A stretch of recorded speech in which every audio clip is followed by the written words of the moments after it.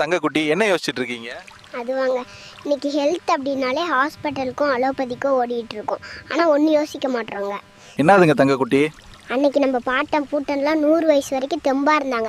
ஏன்னா அவங்க தேடி போனது ஃபார்மசியே இல்லை, நம்ம வீட்டு சமையல் கட்டையும் வீட்டு தோட்டத்தையும் தான்.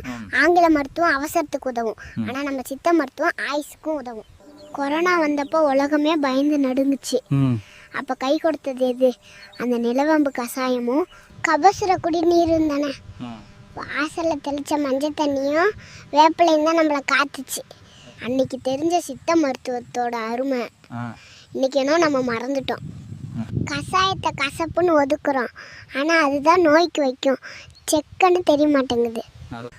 ஆளும் வேலும் பல்லு குருது, 4 2 சொல்லு குருதின்னு சும்மாவா சொன்னாங்க. இன்னைக்கு 100 ரூபாய்க்கு பேஸ்ட் வாங்குறோம், கூடவே ரூட் கேனல் டாக்டர்கிட்ட அப்பாயின்மெண்ட்டும் வாங்குறோம். சுக்கு